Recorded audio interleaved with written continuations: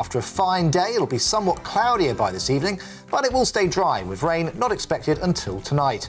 A similar picture in the southeast and around London as well. The cloud will have increased through the afternoon, but it will be a dry end to the day. Whilst 1 or 2 showers are possible across North Wales, further south it will stay dry this evening, turning increasingly cloudy and windy though. That's how things are shaping up across the Midlands as well. Here there may be the odd shower towards the north, whilst further south it will be dry but cloud and winds will increase. Meanwhile, in the northeast of England, we can expect a largely cloudy and blustery end to the day. There's a chance of some showery rain, most likely further west, before heavier rain arrives later. By 7 p.m, the band of rain will have cleared northern Scotland. However, heavy rain will lay across southern Scotland, bringing some heavy rain here with strong winds as well. It'll also be a wet day, end to the day, for much of Northern Ireland as that rain spreads in. The cloudy, wet and windy weather means it will stay mild overnight. The band of rain will continue southwards, reaching southern parts by the end of the night, with showers in the north. That's how the weather is shaping up overnight into tomorrow morning. I'm Mark White. As GB News Home and Security Editor, I cover those key issues that are so important to you. Our authorities, our communities doing all they can to combat violent crime. With the public services under unbearable strain, why are we still failing to control our borders? Defence, the first priority of any government, has been continually hollowed out. Can we trust our politicians to protect the armed forces? Join me, Mark White, on GB News. On the Mark Steyn Show, we cover the stories a lot of people are scared even to mention. The stuff that really matters with some of the world's biggest thinkers. Now is his opportunity to kind of take the steering wheel of history. Break away from the flock at 8 o'clock on GB News with the Mark Steyn Show.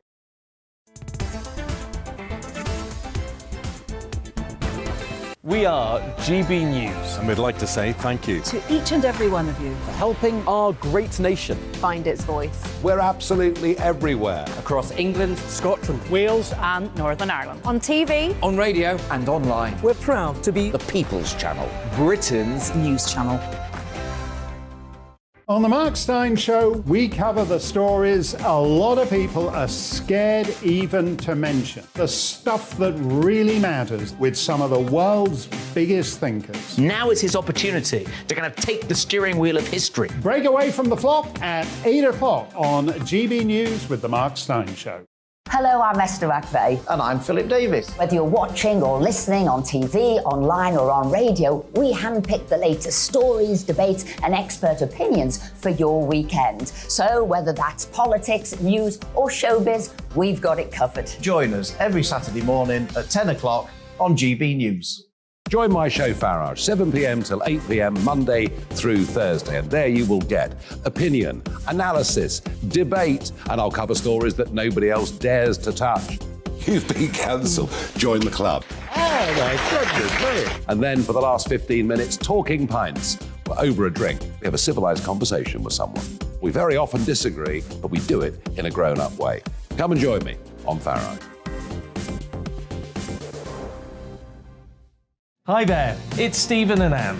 At breakfast from 6 a.m, you'll always be caught up with everything you need to know, the latest headlines, opinions and debates. We'll bring you the good news and the bad, but most of all, we're here for you. Remember, send in your views and let us know what you would like us to talk about.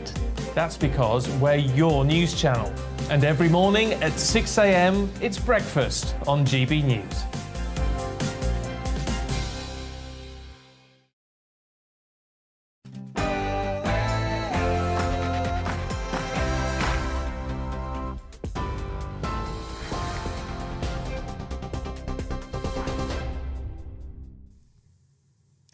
Good evening, I'm Tatiana Sanchez in the GB Newsroom. With the Labour Party conference now well underway in Liverpool, Sir Keir Starmer has announced plans to end the UK's dependence on fossil fuels by 2030. The leader of the opposition will use the annual gathering to set out his energy plan and appeal to voters who are, as he says, sick and tired of soaring energy costs. He opened the conference with a tribute to the late Queen. She knew that the country she came to symbolise is bigger than any one individual or institution. An example that taught us that whatever challenges we face, the value of service endures. And a reminder that the creativity, the hard work, the enterprise that defines this nation is as abundant now as it ever was. The Deputy Labour leader says Britain's at a crossroads as she addressed her party's annual conference. During a lengthy speech, Angela Rayner vowed Labour would raise economic standards by clawing back public money from those who failed to deliver for taxpayers. She outlined the party's plans for new rights for workers, announcing what she calls a fair work standard. It aims to guarantee job security, training and union access. She also promised to pump money back into pockets of local communities. The moment of choice is upon us, our movement to show our country what we can do together. A Labour government to unite this country through the darkest times ahead. A Labour government to hand power back to the people and the places that once powered Britain. And a Labour government that will always be on the side of working people. The leader of the RMT union warned the railway industry is in crisis. During a fringe meeting at the Labour Party conference, Mick Lynch criticised public service contracts and claimed a number of train operators are close to collapse. However, he did say a meeting with the Transport Secretary Anne-Marie Trevelyan was a step forward, although no progress has been made in breaking the deadlock. Voting in Italy is underway and it could see the election of the country's most right-wing government since World War II and its first female Prime Minister. An alliance led by Giorgia Meloni called Brothers of Italy appeared on course for victory when the latest polls were published. However, support for the left-leaning Five Star movement has picked up in recent days. Voting continues until 10 p.m. UK time. A police investigation into an online threat against the Harry Potter writer J.K. Rowling has been dropped. The author received an online message saying, "Don't worry, you are next," after she expressed support for the Satanic Verses writer Sir Salman Rushdie, who was stabbed at an event in New York last month. Police Scotland say their investigation found the threat was made from out with the UK. Canada's government says it will take several months for the country to recover following Storm Fiona. A clean-up operation's underway after high winds devastated Canada's Atlantic coastline. Hundreds of thousands of people are without power and a state of emergency has been declared, though there have been no reports of injuries or deaths. Prime Minister Justin Trudeau has deployed the military to help with the country's recovery. There have been evacuation orders issued. Hundreds of thousands of people are without power. There are reports of roads washed out and homes destroyed. We've all seen the images. This is a very powerful and dangerous storm. And a flotilla lit up parts of the River Thames in London last night as a tribute to the late Queen Elizabeth. As part of an installation called Reflections, 150 illuminated boats travelled from Albert Bridge to Tower Bridge at 7 o'clock. The Queen's row barge Gloriana, rowed by Ben Fogle, was the centrepiece. TV, online and DAB+ radio. This is GB News. We'll have more news for you at the top of the next hour.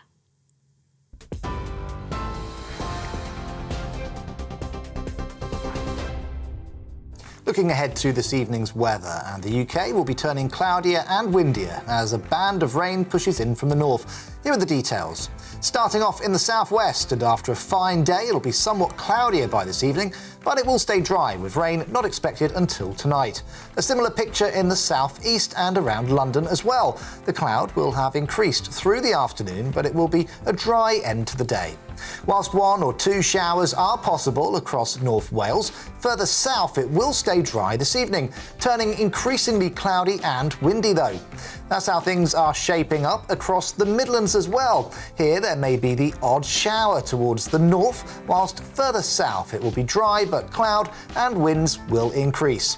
Meanwhile, in the northeast of England we can expect a largely cloudy and blustery end to the day. There's a chance of some showery rain, most likely further further west before heavier rain arrives later. By 7 p.m, the band of rain will have cleared northern Scotland. However, heavy rain will lay across southern Scotland, bringing some heavy rain here with strong winds as well. It'll also be a wet day, end of the day for much of Northern Ireland as that rain spreads in. The cloudy, wet and windy weather means it will stay mild overnight. The band of rain will continue southwards, reaching southern parts by the end of the night with showers in the north. That's how the weather is shaping up overnight into tomorrow morning.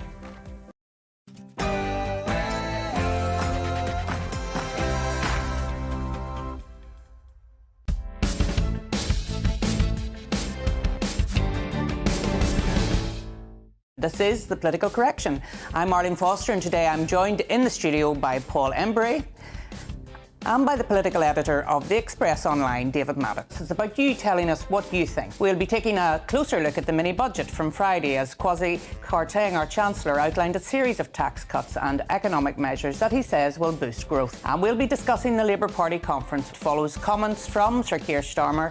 This is The Political Correction.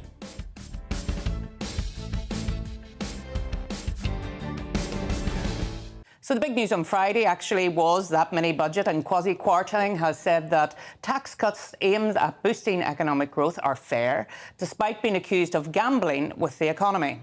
The Chancellor scrapped the top rate of income tax as part of the biggest package of tax cuts in 50 years. And some Tory MPs have said it was wrong to cut taxes for the wealthy during the cost of living crisis. I'm going to start with Paul here. I think I know the answer to this question, but is the Chancellor gambling with the economy, Paul? I was going to give you three guesses to decide what my view was. I mean, I don't know about a gamble. I think it probably is a gamble. But more importantly, I think it was a mini-budget for the rich, for bankers, for fat cats, for the city money men.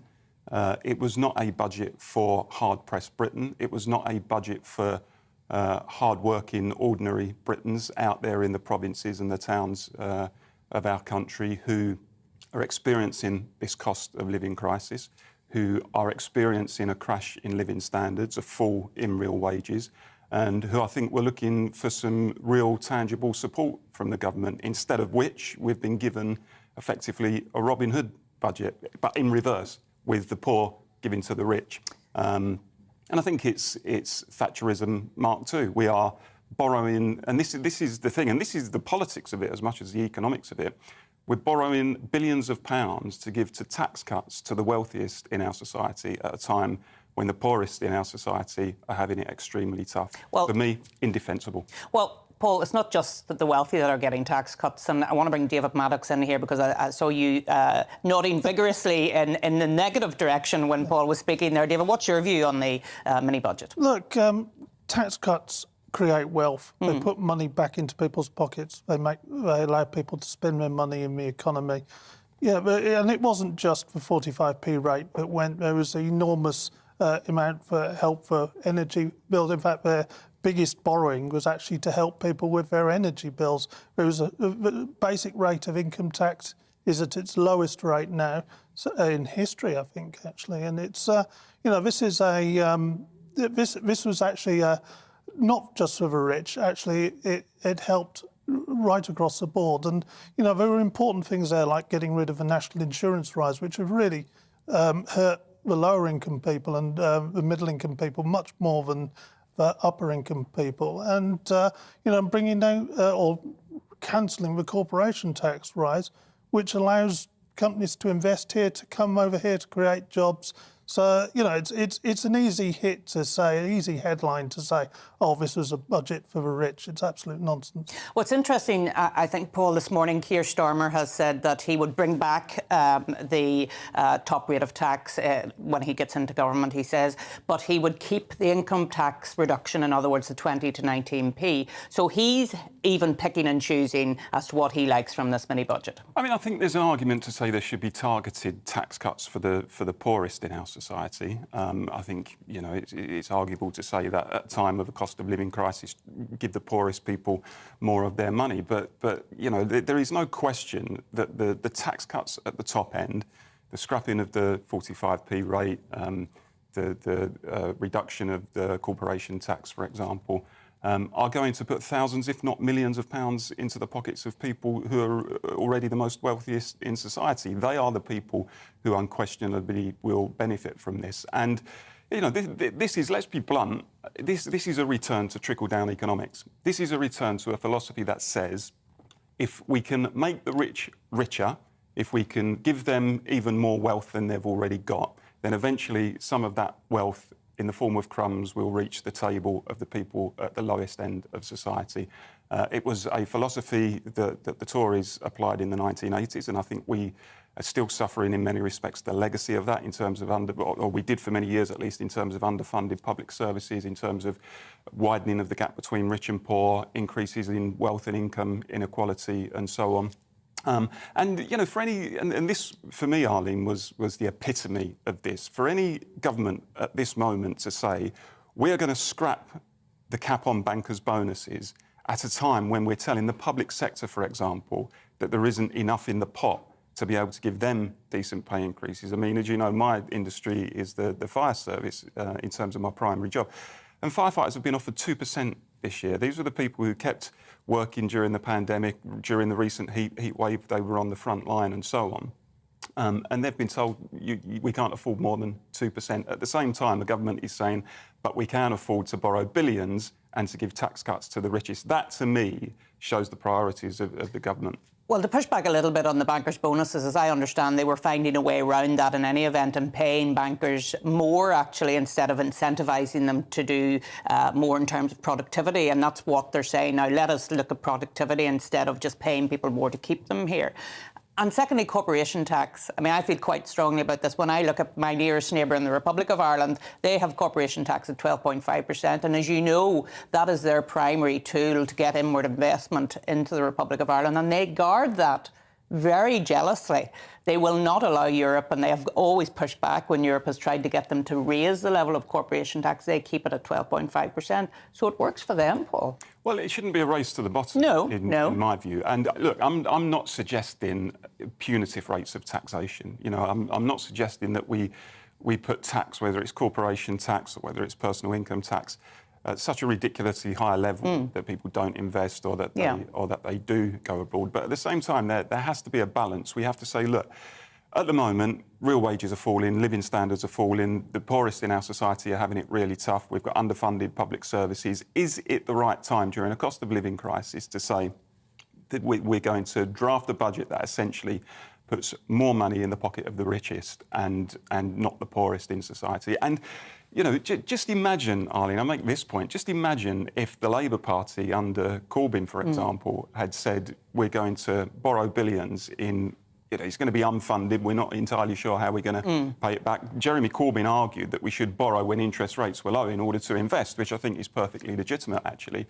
But imagine that the Labour Party had come forward with some sort of mini budget, which had the effect in terms of the markets that it's had in terms of the pound lowering against the dollar quite seriously. Now, I don't think that's necessarily a massive... Well, neither do I, because of exports, obviously. Well, exactly, for all sorts of reasons. But you can imagine what the media reaction would have been. Well, look, you've mentioned Labour. I said we would be covering the Labour conference up in Liverpool this morning, so I just want to take a brief pause in this conversation, which we're going to come back to, and to cross over to GB News political correspondent Tom Harwood. Well, conference proceedings are set to get underway in just a few minutes' time. We'll hear the leader of the Labour Party, Sir Keir Starmer, speak at the very opening of conference at around 11:15 this morning. But really, this is a Labour Party today that is trying to project a more united sense of itself than we saw last year when the conference gathered in Brighton. If we cast our minds back then, there were factional fights on the floor of the Labour Party. There were members voting against the AUKUS deal, for example. Lots of battles over whether it was nuclear issues or constitutional issues within the Labour Party, how easy it is to deselect members of Parliament and the rest of it. Much less of that going on this year, less constitutional wrangling on the floor of the conference, and a party that is further ahead in the polls than it has been in quite some time. Since the defenestration of Boris Johnson, the Labour Party has had a relatively steady 10-point lead in the polls, and speaking to people in and around the Labour Party this morning, they do have a sense of optimism and are trying to project a vision of Labour that is ready for government. This has been the challenge of the party for the last 12 years. Has it looked like it is ready to take on government? Has it looked like it is competent and credible? That is the challenge it has this conference, not to try and make big news splashes in the way that a party that perhaps is behind in the polls might, but to solidify its position and try to appear competent. We'll hear little policy announcements. We heard, of course, the Labour Party today announced that it wants to bring forward the country's renewable electricity target, 100% renewables, not in 2035 as the government wants, but in 2030 instead. Not the biggest policy announcement in the world, but clearly just again that sense that it wants to present itself as a competent party. We'll hear a little bit more about that today, not just from Sir Keir Starmer's short opening speech, but also from Angela Rayner giving her deputy leader's speech a little bit later this morning. And one little extra tidbit. I've been snooping around this morning a little bit at the Labour Party conference, popped my head into the conference hall and saw the Labour Party officials testing a video from the Australian Prime Minister Anthony Albanese. Labour Party leader was attacked as being quite a boring, perfunctory figure who managed to win their general election earlier this year. Could the Labour Party be trying to model itself on Albanese's Labour victory in Australia? Quite possibly. It would be interesting to hear what the words of that video are, perhaps a little bit later today. Well, Tom, thank you very much for joining us from Liverpool. I see you're rocking your red tie today, Tom. We're looking forward to your blue tie next Sunday, but thanks very much for joining us from Liverpool. And we're going to stay with Labour because the Shadow Chancellor, Rachel Reeves, has said that the plan that we were talking about earlier on, the mini-budget, is an admission of 12 years of economic failure. David, I want to come to you on that, because is that a fair statement from Rachel Reeves? Because what would Labour have done differently? I don't think it is a fair statement, because 12 years ago we were coming off the financial crisis, the worst one since the Wall Street crash in the 20s. And they had a whole different set of problems to deal with. I think, though, it's a fair statement for the last 3 years. And what we've seen is Kwasi Kwarteng and Liz Truss essentially tear up the Boris Johnson, Rishi Sunak book with the economy. And, and say that they were wrong. That they, to go back to Paul's points earlier, we have the highest taxation level since the Second World War. And it was creating stagnation, it was choking the economy. And, a lot of these things, people may think that Kwasi Kwarteng went too far. In fact, he was suggesting in my former paper, the Sunday Express, this morning, that he's going to go even further very soon. And actually, if you want growth, if you want companies to relocate here, if you want wealthy people to live here and pay their tax here, then you actually have to incentivise it, and that's what he understands. I thought it was interesting, actually, because one of the newspapers was talking about the fact that Scotland, of course, have their own income tax laws, so it's whether they decide they're going to cut income tax as well. And actually, they were saying some people from Scotland might relocate to England, actually, because of those. That was in the Sunday Telegraph, and they talk about people relocating from New York as well. But what's interesting is that even before this, Scotland had higher income tax rates in England and was getting less of a take in tax as a result. So, there is this, the whole Laffer curve argument, but actually, in fact, you can use the last cut in the top rate, which went from 50p to 45p. When George Osborne did that, they ended up taking more money from the wealthy, not less. Yeah, and that's an interesting point, because David has written an article today, Paul, about the fact that Liz Truss has trashed Boris Johnson's legacy in 24 hours. And as some papers, I think it's the Express, are saying today, there's more to come. What do you make of that? Signals an end to one nation Toryism, actually. I mean, there is that element within the Tory party who I think do understand, look, we can't necessarily go back to a Singapore-on-Thames model where it's kind of low tax, low regulation, let the market absolutely dominate, privatise everything. I don't think that worked in the 80s by and large, and I don't think it's the right philosophy for our time now. So it certainly does. I mean, if you look at the 2019 manifesto, for example, Arlene, I think this philosophy certainly signals a departure. And in fact, the 2017 manifesto for the Tories was much more focused on levelling up. It concentrated more on working class communities and talked about the need for a protective state to help regenerate those communities. So this seems to me to be a significant shift away from that. And I don't buy the argument that, you know, all you have to do is you need to cut corporation tax and personal income tax, and all of these big companies will come flooding in, and as a result of that, they'll make huge profits, and all of that will trickle down to the man or woman on the street. I think actually, if you look at the Scandinavian economies, which take a much more different view and understand the need for reasonable levels of taxation so that you can fund public services, the welfare state and so on, arguably those economies have performed better, certainly in terms of the perspective of ordinary working people and the average citizen, than any country that adopts this kind of hardline neoliberal approach. But what do you say to David when he says that we got more of a tax take actually by cutting the top rate of tax? Well, I mean, what's your answer to that? Because if with more of a tax take, that's obviously more money for public service. Well, I think, I mean, there was the old thing called the Laffer curve, wasn't there, where you know, the argument was you can get to a particular point where you maximise tax revenues. I mean, I've never actually bought into the argument, and I think it's been largely debunked. But of course, look, it's common sense to say if you put taxation at a totally punitive level, then you're not going to assist the economy, you're not going to assist in investment, you're going to drive businesses to the wall and so on. And it's simply about having a balance to say, look, we need to get real wages rising, we need to get investment in our public services, we need a decent welfare state, we're in a cost of living crisis, we need to make sure that people at the bottom end of the scale are able to afford the necessities, the daily necessities of life, and a budget that focuses on reducing taxation to a level where the richest are making thousands and thousands each year now as a result of it. I don't think he's going to assist the economy. Yeah, I just want to bring David in I just want to come back on this Singapore-on-Thames idea. We've never actually really tried that in this country. We've never had that sort of low levels of taxation. We've never tried to be competitive on the world stage like that.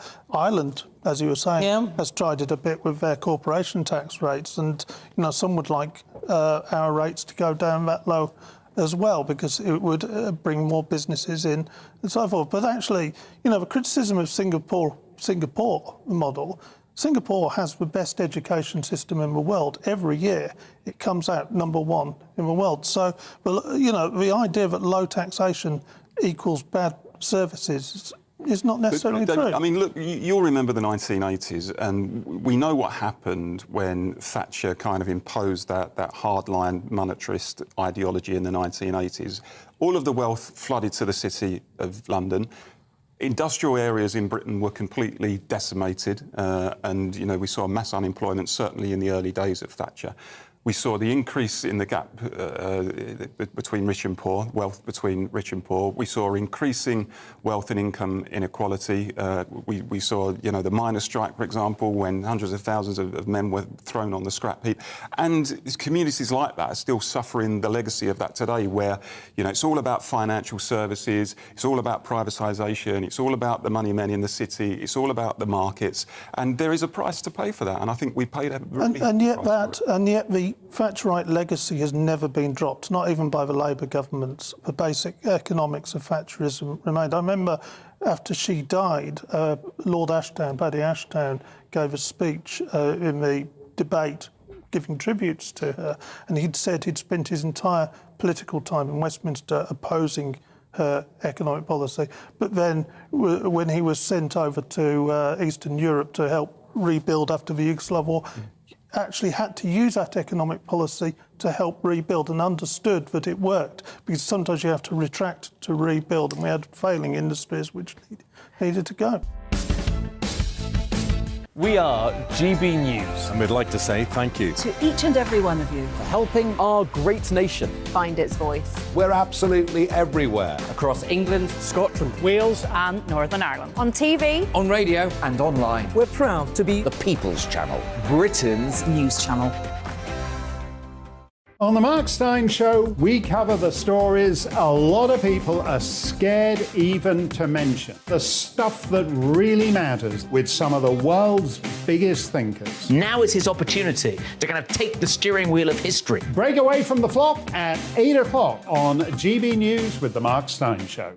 Hello, I'm Esther McVeigh. And I'm Philip Davis. Whether you're watching or listening on TV, online or on radio, we handpick the latest stories, debates and expert opinions for your weekend. So whether that's politics, news or showbiz, we've got it covered. Join us every Saturday morning at 10 o'clock on GB News.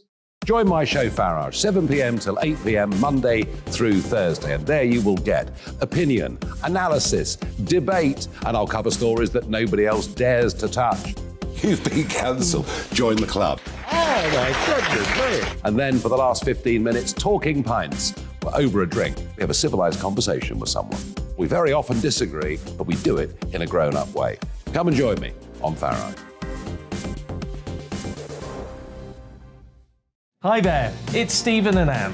At breakfast from 6 a.m, you'll always be caught up with everything you need to know, the latest headlines, opinions and debates. We'll bring you the good news and the bad, but most of all, we're here for you. Remember, send in your views and let us know what you would like us to talk about. That's because we're your news channel. And every morning at 6 a.m, it's breakfast on GB News.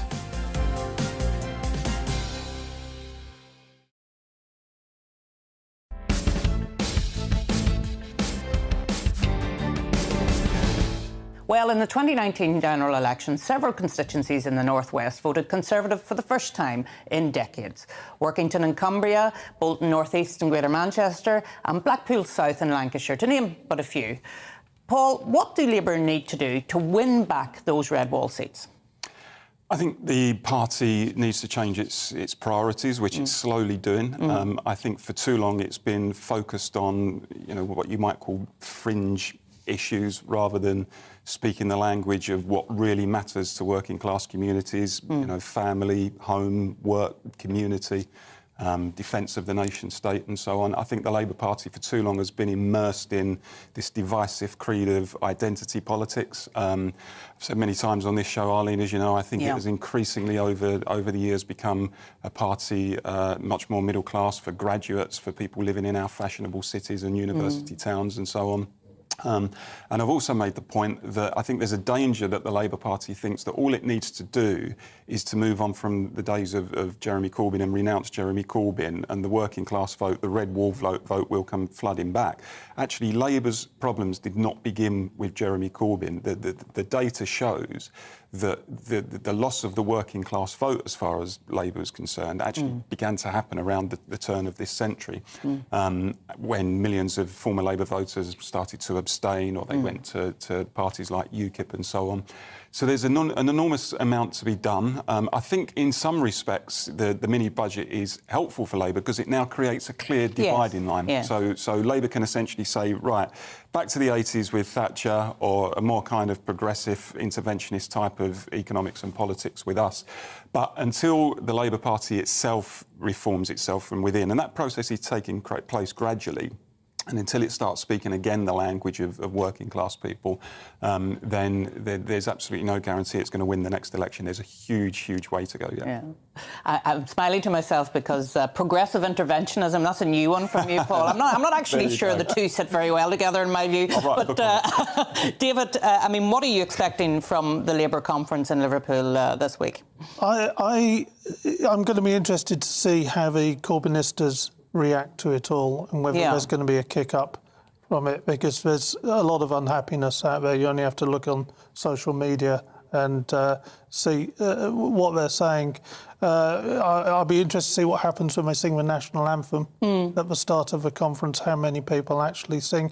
I think Keir Starmer's absolutely right to do that, by the way. Yes. One of the issues for the Labour Party, unfair in some cases, but not unfair on the round, is that it was perceived as very unpatriotic, anti-patriotic, actually, in a lot of cases, and they need to kind of deal with that from the start. But I agree with Paul. Actually, I think they've got a long way to go. If their best hope is that the Conservatives mess it up, then they're probably in trouble. I think they've got to get rid of this kind of sneering attitude. They've got to reconnect with working people, and they've got to rebuild trust, which is actually going to take a lot longer. And it's interesting, I mean, you talk about the clear dividing line. You've got to remember the first Red Wall voters actually came in the 1980s, and it was from our part of the world. They were in Essex and Kent. They were working class people there who turned to Thatcherism. So, you know, essentially what we've seen is a spread of that into the Midlands and North. So, you know, there's a long way to go for Labour. Yeah. And I mean, conferences, Paul, are for the membership. They get together, they listen to what their leadership is saying. But the leader's speech will, of course, speak outside of the hall, and he'll want to give out some messages, won't he? Yeah, the leader, if he's got any sense, will always try and pitch his or her speech beyond the hall, because he knows the whole media are watching, the press pack is there, it's going to be reported heavily the next day. They have to get their messaging absolutely right. I don't think it was unhelpful for Starmer. I think it was last year during his conference speech when he got heckled by certain various and he handled it very well. He handled it very well. He was probably expecting it. He probably knew how he was going to react, and for him it was probably a good thing because he was able to say, look, I'm taking these people on, these people who made the Labour Party unelectable. I'm now taking these people on. So I think by and large, Arlene, conferences don't have a huge impact in the public psyche particularly. Most people don't take much of an interest in them. But the leader's speech, I think, can be definitive sometimes. I mean, I think back to 1985, Kinnock's famous speech in Bournemouth, where he took on the militant tendency in a big way, and there was uproar in the hall. But what that did is it showed to the wider public and to the media that Kinnock himself was taking on the infiltrators, the people who had come into the party like parasites, essentially, and were trying to take it in an extreme direction. So in terms of agenda setting and in terms of direction of travel and messaging, that's going to be important. So his speech needs to be well pitched, and if he was seeking my advice, I would simply say you need to do everything you can to focus on the Red Wall, because if you don't win back the Red Wall, you are not going to win an election. So you've got to win their hearts and minds, you've got to speak their language, everything needs to be pitched towards those voters. And remind me, Paul, in terms of the Clause 4 changes, were they announced at conference? Is that where they were first talked about? So Clause 4, the old Clause 4, which was essentially, you know, nationalise everything in the country. Tony Blair got rid of that, and that was in 1995, the year after he took over as leader. And he did, you're right, he called a special conference of the Labour Party. It was a special conference. It was a special conference of the Labour Party, and they introduced a new Clause 4, which was much more fluffy and you know, much more public friendly, which was drafted by himself and John Prescott. But again, I mean, I didn't necessarily particularly agree with that. I felt it was unnecessary at the time, but clearly he did it because he felt it was important to show the public, look, we're moving on from old Labour. You know, this is now a new party and you can trust us. But I suppose, David, and just wrapping this section up, I mean, have the Conservative Party, the party of government, really set the agenda by what they did on Friday with their mini budget? I mean, it's going to be talked about right throughout this Labour conference, you would have thought. Yes, absolutely. I think they have, and it's not just the mini budget. It's not just the record tax cuts, most in 50 years. I mean, but it's I mean, getting back to that article you referred to of mine, you know, it is a trashing of a Boris legacy, and actually a much more kind of social democratic form of conservatism that's really dominated the party since Cameron. And, you know, it's things like fracking, going for fracking and prioritising energy security. There's a clear move away from climate change politics as well, which a lot of Conservatives have been crying out for. So, you know, this is quite a radical government already. I mean, it's only been in for a few weeks. And I think they really have set the agenda. And, you know, whether it works or not is another story, and I'm sure this programme will be covering for many weeks. Well, our North West of England reporter Sophie Reaper has been catching up with the people of Lee to find out what Labour would have to do to win back their seat there. Today, the annual Labour Party conference will begin in Liverpool. A well-established Labour heartland, Merseyside may be a safe bet for Keir Starmer and his MPs, but what about the rest of the North West? Since 1922, the people here in the constituency of Lee have always voted Labour. Even before that, they voted for the Liberal Party rather than for the Conservatives. However, in 2019, that all changed. With a swing of 12%, the Conservative Party were able to take this constituency right in the Labour heartlands for the very first time. So, what can Labour do to rebuild their red wall here in the north? I think if they go back to the working person and Labour try and pull through on dealing with the working person and the average person that's in Lee, delivering on what they said they're going to do. As the owner of a hot yoga studio, Leah's energy bills are forecast to double come the winter. This week, the government announced they were capping the cost of gas and electricity for the next 6 months. But for small businesses, Leah says this isn't enough. 6 months flies by. It gets us over winter, yes, it's a help. But it's getting to the point where you do question whether you're going to survive. It's getting to the point where you think, is it worth it? Keep trying to fight through it. With over half of small businesses in the UK predicting they will shrink or even fold within the next 12 months, Leah is not alone. We've had 3 years of a Tory government in Lee. There's been no change. I've not seen any change whatsoever. Sick and tired of people keep going on about it's levelling up. We desperately need something doing, you know what I mean? Not just for ourselves, all the small traders went out country. So, what would Labour need to do to win back the votes of Lee's constituents? For me, with any politician, I'd rather they be honest and set goals that are realistic for people. They need to invest in the town centre. If you go to the high street, so many shops are boarded up or vacant. I think a lot of people want Labour back in to do for the working class people, and to make changes. Like many up and down the UK, the people of Lee want a government who can deliver during these hard times. Now, if Labour want to rebuild their red wall here in the north, they'll have to prove themselves brick by brick. Well, let's now welcome Conservative MP John Redwood. John, obviously there's been quite a marked reaction to what happened on Friday. Very interesting to see the Sunday Telegraph saying today that the critics of the budget are actually missing the point. Obviously, you welcome what happened on Friday. Tell us why. The government recognised that it's now fighting recession more than inflation. Inflation will come down next year. The Bank of England has changed its policy from being far too loose, a policy which was fueling the inflation, to a tough policy now, which will bring those prices down. And we're seeing some relief at last on world markets. The price of oil is down by about 1/3 from its peak. The price of wheat is down by about 30% from its peak. So there's some relief coming. We need to then see that pass through to customers, which will probably be next year rather than this. So we need to fight recession, and that requires putting more money back into the bank accounts and pockets and purses of consumers in the country. We can't afford the energy bills, so there's been a very big package to deal with that.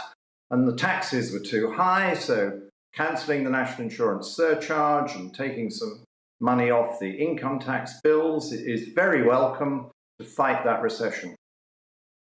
John, there's been a reaction to the fact that the pound has dropped very low against the dollar. I mean, is that something that people should be concerned about, or is it actually good for our exporters? Well, it's happening to all the major currencies of the world against the dollar. The yen has fallen even more this year against the dollar than the pound has. The euro has fallen a lot against the dollar as well. We don't want it to get out of control, but all the time America has decided on having ultra-tough money policy now to curb their very nasty inflation. They've got a Federal Reserve Board central bank saying they now want a recession in order to flush inflation out of the system. And all the time American interest rates are higher than ours, there is a natural temptation for the money managers of the world to put a lot of money into dollars and take it out of yen, euro, sterling, and that's what's been happening. You don't want it to go too far because then we have to pay too much for our imports. I think this is just the starting point. Getting rid of the national insurance surcharge, taking a bit off income tax, and tackling the big issue of high energy just gets you back into the opportunity of having a bit of growth rather than a slump. But we now need a whole series of measures, deregulations, particular tax incentives, public-private sector partnerships, encouragement of private investment, because we need to rebuild energy self-sufficiency, we need to increase our generating capacity, we need to get more of our own oil and gas out of the ground at a time of international shortage, we need to grow more of our own food, we need to set about restoring some of the badly damaged fortunes of our heavy energy using industries. We need to be encouraging more ships to be built in British shipyards rather than abroad from our MOD programs. We need to have more government procurement working with private sector enterprise as they did over vaccines, so that more better paid jobs can be created in Britain by public spending in a competitive market. Energising the private sector, getting the better paid jobs, making sure that when people succeed, when they work hard, when they take risks, they can get some rewards and the state doesn't steal all of it. Well, thank you, Sir John. I'm very glad I asked that question, actually, for you to come out with that comprehensive answer. About this. Yeah. We've got all these moaning minutes who think that it's wrong to let people keep more of the money they earned and the money they generate from risk-taking, good investments that create jobs. And we've got all these people saying we need an independent forecast. Well, I've got news for them. There are dozens of independent forecasts out there. They can read them to their heart's content. Some of them are right, some of them are wrong. Well, thank you. John, we're going to have to leave it there because we're going to a break, but thank you so much. We are GB News. And we'd like to say thank you to each and every one of you for helping our great nation find its voice. We're absolutely everywhere. Across England, Scotland, Wales and Northern Ireland. On TV, on radio and online. We're proud to be the People's Channel, Britain's news channel. On the Mark Steyn Show, we cover the stories a lot of people are scared even to mention. The stuff that really matters with some of the world's biggest thinkers. Now is his opportunity to kind of take the steering wheel of history. Break away from the flock at 8 o'clock on GB News with the Mark Steyn Show. Hello, I'm Esther McVeigh. And I'm Philip Davis. Whether you're watching or listening on TV, online or on radio, we handpick the latest stories, debates and expert opinions for your weekend. So whether that's politics, news or showbiz, we've got it covered. Join us every Saturday morning at 10 o'clock on GB News. Join my show Farage, 7 p.m. till 8 p.m. Monday through Thursday, and there you will get opinion, analysis, debate, and I'll cover stories that nobody else dares to touch. You've been cancelled. Join the club. Oh my goodness me. And then for the last 15 minutes, talking pints. We're over a drink. We have a civilised conversation with someone. We very often disagree, but we do it in a grown-up way. Come and join me on Farage. Hi there, it's Stephen and Anne. At breakfast from 6 a.m, you'll always be caught up with everything you need to know, the latest headlines, opinions and debates. We'll bring you the good news and the bad, but most of all, we're here for you. Remember, send in your views and let us know what you would like us to talk about. That's because we're your news channel. And every morning at 6 a.m, it's breakfast on GB News.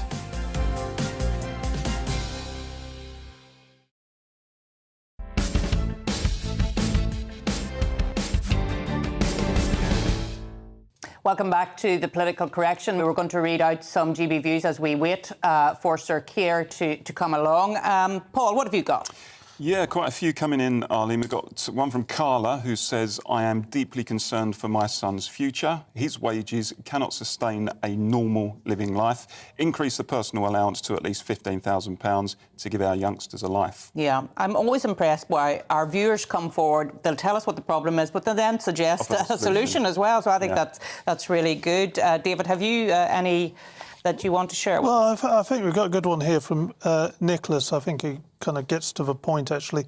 Why invest in UK if you can get cheaper, less taxed elsewhere?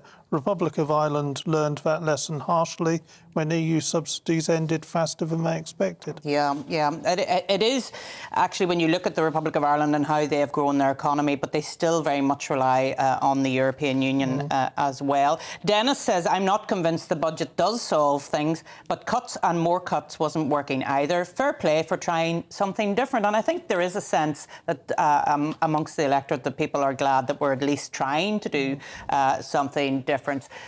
Now we're going to go over to Liverpool, where Sir Keir Starmer is about to open the Labour conference. Thank you, Conference.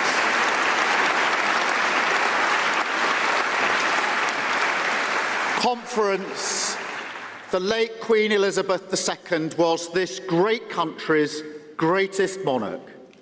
She created a special personal relationship with all of us, a relationship based on service and devotion to our country. Even now, after the mourning period has passed, it still feels impossible to imagine a Britain without her. Hardly any of us have ever known anything else. For us, the late Queen has always been simply the Queen, the only Queen. Above all else, our Queen. And I'm proud to lead our party's tribute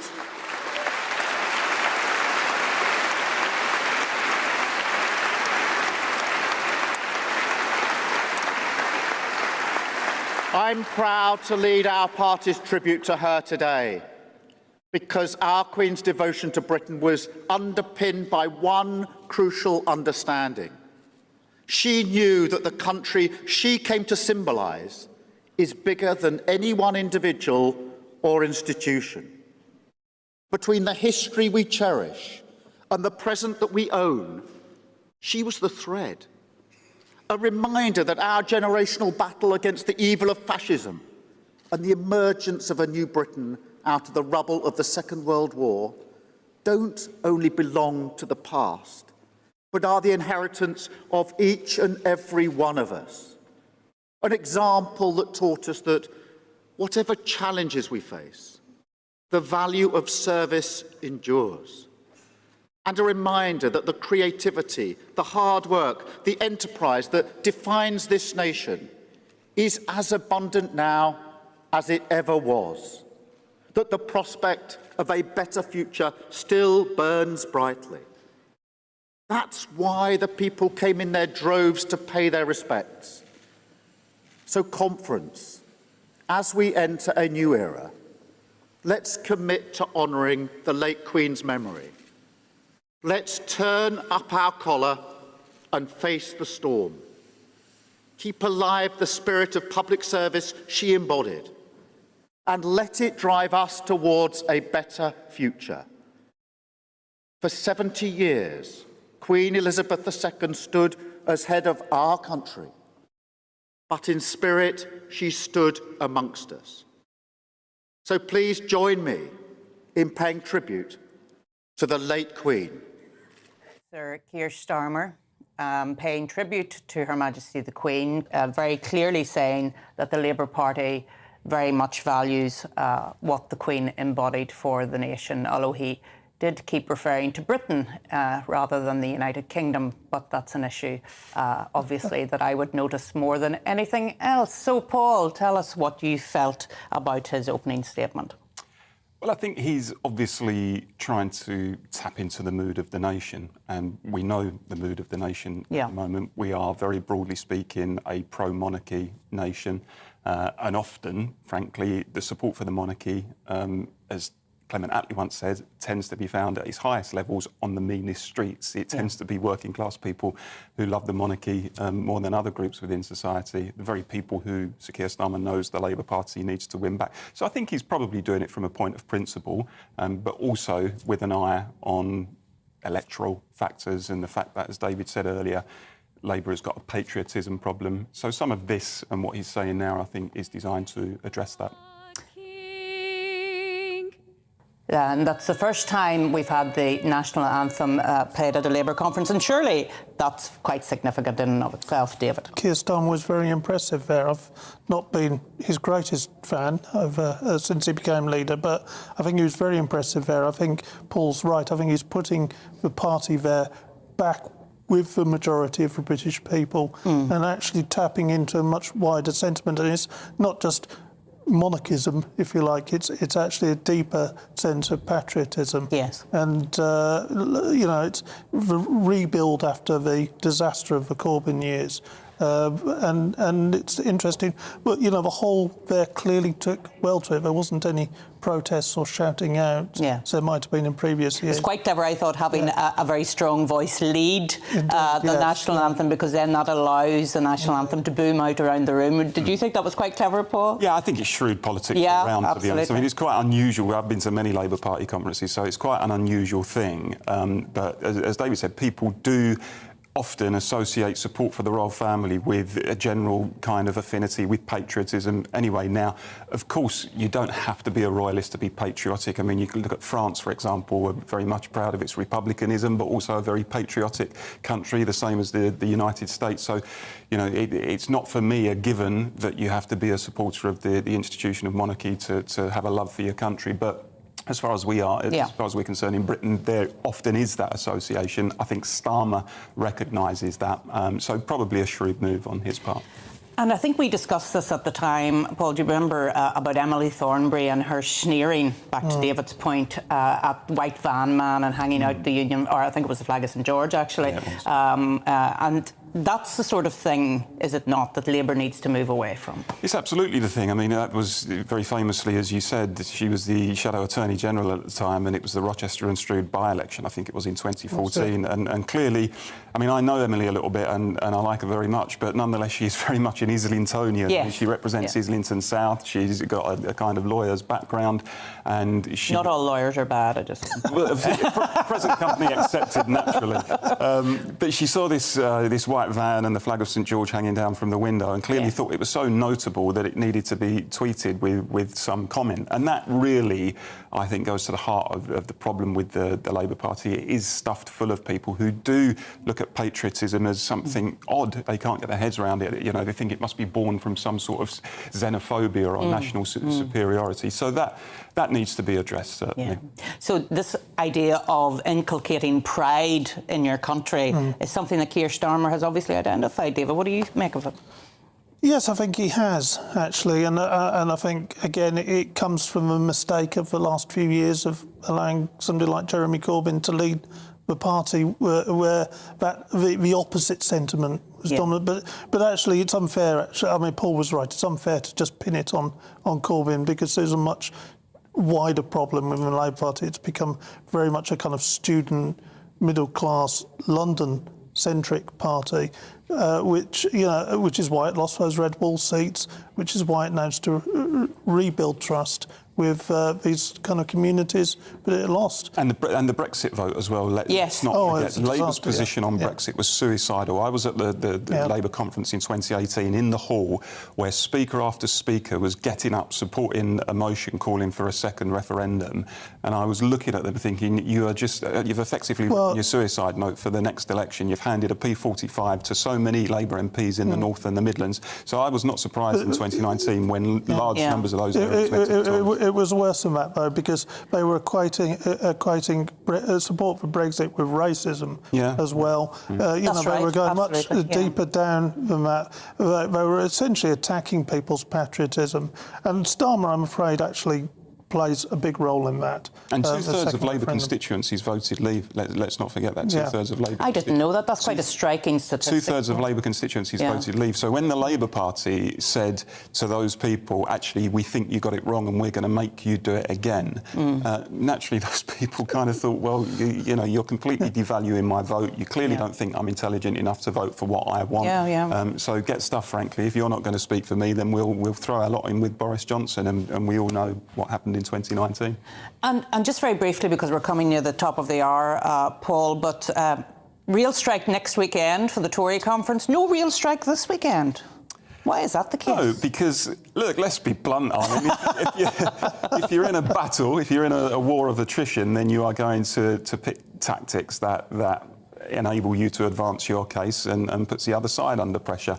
And I think the RMC has been quite astute by bringing the rail strike literally to the door of the Conservative Party. I'm pleased to see, actually, that the new Transport Secretary, Anne-Marie Trevelyan, has met with Mick Lynch of the RMC and Mick Whelan of ASLEF. That's something that Grant Shapps didn't do when he was Transport Secretary. The truth is, these disputes have to be resolved through negotiation. So that's a good thing. So hopefully it won't come to that. But if it does, the Tories have only got themselves to blame. It just proves that it's political. It was always a political move. It's always an attempt to bring down a Conservative government. No, it's not.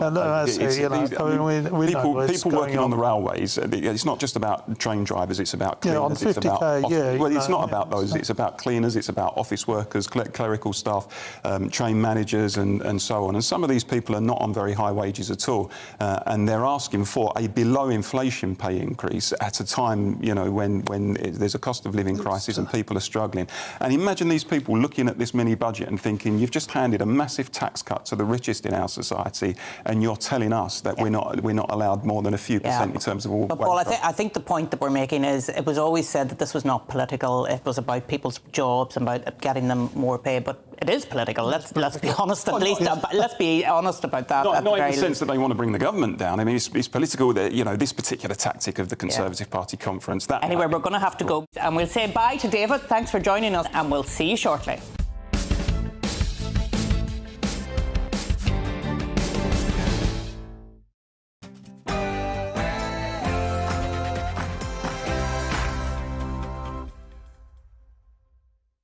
Looking ahead to this evening's weather, and the UK will be turning cloudier and windier as a band of rain pushes in from the north. Here are the details. Starting off in the southwest, and after a fine day, it'll be somewhat cloudier by this evening, but it will stay dry with rain not expected until tonight. A similar picture in the southeast and around London as well. The cloud will have increased through the afternoon, but it will be a dry end to the day. Whilst 1 or 2 showers are possible across North Wales, further south it will stay dry this evening, turning increasingly cloudy and windy though. That's how things are shaping up across the Midlands as well. Here there may be the odd shower towards the north, whilst further south it will be dry but cloud and winds will increase. Meanwhile, in the northeast of England we can expect a largely cloudy and blustery end to the day. There's a chance of some showery rain, most likely further west, before heavier rain arrives later. By 7 p.m. the band of rain will have cleared northern Scotland. However, heavy rain will lay across southern Scotland, bringing some heavy rain here with strong winds as well. It'll also be a wet day, end to the day, for much of Northern Ireland as that rain spreads in. The cloudy, wet and windy weather means it will stay mild overnight. The band of rain will continue southwards, reaching southern parts by the end of the night, with showers in the north. That's how the weather is shaping up overnight into tomorrow morning. We are GB News. And we'd like to say thank you to each and every one of you for helping our great nation find its voice. We're absolutely everywhere. Across England, Scotland, Wales and Northern Ireland. On TV, on radio and online. We're proud to be the People's Channel, Britain's news channel. On the Mark Steyn Show, we cover the stories a lot of people are scared even to mention. The stuff that really matters with some of the world's biggest thinkers. Now is his opportunity to kind of take the steering wheel of history. Break away from the flock at 8 o'clock on GB News with the Mark Steyn Show. Hello, I'm Esther McVeigh. And I'm Philip Davis. Whether you're watching or listening on TV, online or on radio, we handpick the latest stories, debates and expert opinions for your weekend. So whether that's politics, news or showbiz, we've got it covered. Join us every Saturday morning at 10 o'clock on GB News. Join my show Farage, 7 p.m. till 8 p.m. Monday through Thursday, and there you will get opinion, analysis, debate, and I'll cover stories that nobody else dares to touch. You've been cancelled. Join the club. Oh my goodness me. And then for the last 15 minutes, talking pints. We're over a drink. We have a civilised conversation with someone. We very often disagree, but we do it in a grown-up way. Come and join me on Farage. Hi there, it's Stephen and Anne. At breakfast from 6 a.m, you'll always be caught up with everything you need to know, the latest headlines, opinions and debates. We'll bring you the good news and the bad, but most of all, we're here for you. Remember, send in your views and let us know what you would like us to talk about. That's because we're your news channel. And every morning at 6 a.m, it's breakfast on GB News.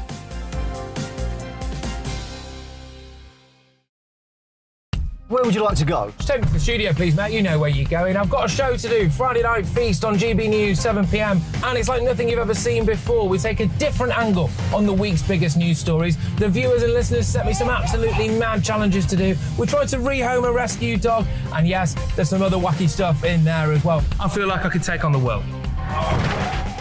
Well, that's that. Friday Night Feast with me, Patrick Christie's, every Friday, 7 till 9 p.m. on GB News. Be there.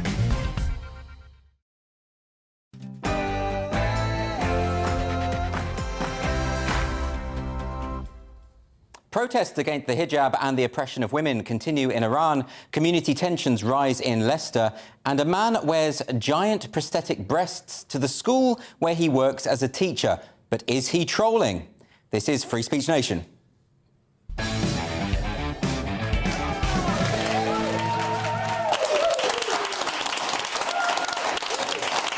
Welcome to the show.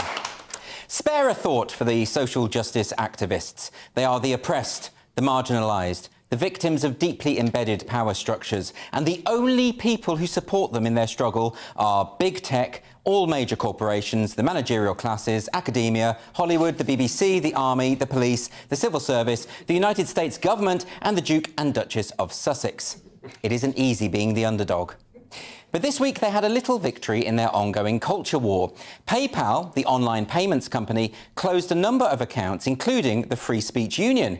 There was no explanation, but it is highly likely that this was politically motivated. Apparently, it's not enough to criticise and argue with those you disagree with. You have to prevent them from being able to use public services as well. And it's been very strange to see thousands of self-proclaimed left-wingers cheering on PayPal and attacking anyone who is troubled by this kind of big tech censorship. Since when was it a left-wing value to support the idea of multi-billion-dollar corporations deciding on the parameters of acceptable thought and speech? I must have missed that bit in the Communist Manifesto. Some public figures took a principled stance. The comedian Jack D announced that he was closing his PayPal account, saying big tech companies that feel they can bully people for questioning mainstream groupthink don't deserve anyone's business. And, of course, he received a lot of flack for this, as can be expected, because defending liberal values these days is a risky business. Of course, there's nothing new about big tech clamping down on certain opinions. The subscription service Patreon has ditched customers in the past for seemingly political reasons, thereby making it very difficult for some people to maintain their living. YouTube frequently demonetizes users whose views don't align with their own. And you might say, well, these are private companies, they can do whatever they like. But by that logic, Facebook should be allowed to ban users who happen to be gay. Except they can't, because if you offer a public service, it's illegal to discriminate on the basis of sexuality. But it's also illegal to discriminate on the basis of political beliefs. PayPal Europe is based in Luxembourg, and the corporate headquarters are in California. Now, if they were located in London, it seems unlikely they could get away with this. In a democratic society, we surely don't want companies who offer financial services to decide on which opinions are valid. Their customers' political views are surely nothing to do with them. And the same goes for social media platforms. These now represent the de facto public square. And so claiming that censorship can only be enacted by the state is an argument that is about 20 years out of date. We're in the digital age now, and we need to keep up with the new ways that authoritarianism can take hold. Our current Tory government is still persisting with its online safety bill, which puts the onus on social media companies to remove what they call legal but harmful speech. There will be huge financial penalties should they fail, which of course is an open invitation for big tech to censor even more than they currently do. If certain offensive words or ideas could be seen as causing harm, they'll just get rid of them. And the problem is that any words could cause emotional distress to someone. It's all hopelessly subjective. So as I see it, we need to do two things to address these problems. The first is we need to restore the understanding that words are not violence. Nobody is made unsafe because of the opinions of others. Nobody is harmed by someone else's viewpoint. They might be upset, but that's not the same thing as a physical attack. And unless we maintain this distinction, we're laying the groundwork for future tyranny. And the second thing that I think we need to do is to ensure that big tech companies cannot discriminate in accordance with their own ideological worldview. This is especially important given that major corporations are all seemingly in lockstep when it comes to the new religion of critical social justice. They just don't seem to tolerate viewpoint diversity within their own ranks, so we certainly don't want that brand of intolerance imposed on society as a whole.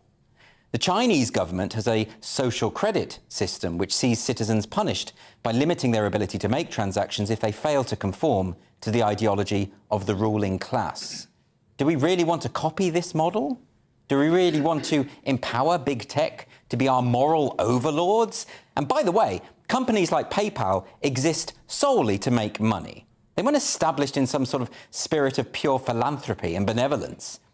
If it's moral guidance that you're after, try a priest or a teacher or a parent, or better still, your own conscience. But avaricious multi-billion-dollar companies who sell your data to advertisers and whose moral compass fluctuates according to the interests of their shareholders? Not so sure about that. You can call me a skeptic if you like, but I don't believe that such plutocrats are fit for the role of guardian angels.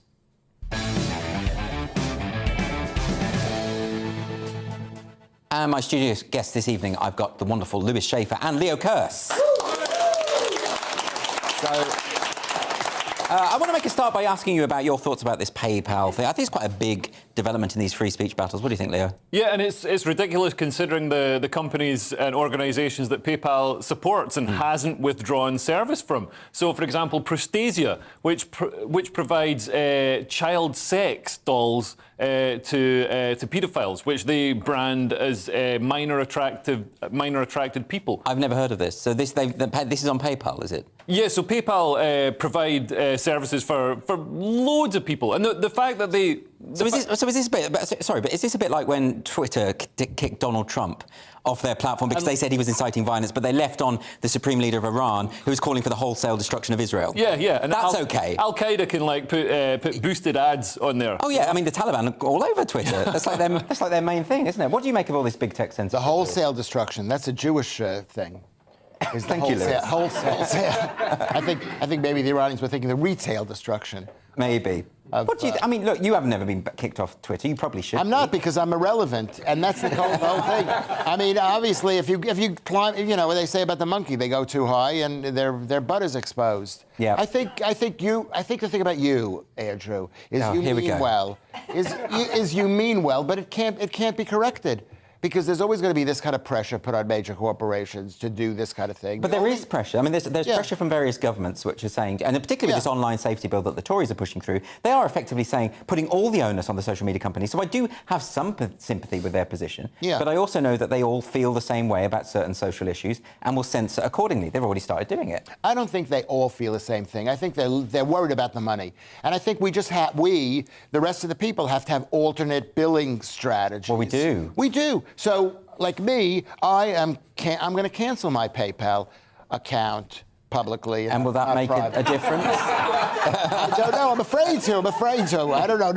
I never use it, really. But there might come a time when I become big because of this show. You never know. I think they'll find this chilling. Have you cancelled your PayPal account? I don't use PayPal. I don't have it at all. I think they did this as an advertising strategy. Really? Because they know that all the woke people, because all the sort of young people who use PayPal and online payments and things like that are woke. So they know it's going to be a sort of advert to them. Oh, look, we're woke, we're on your side. Can you explain this to me, though, Leo? I don't understand why you do get all these left-wingers saying, yeah, isn't it great that big tech are censoring people on our behalf? Yeah. That's not what it means to be left-wing, does it? Is it? I mean, does that make any sense to you? I mean, traditionally it didn't, but I mean, what is left and right anymore? Oh, who the hell knows?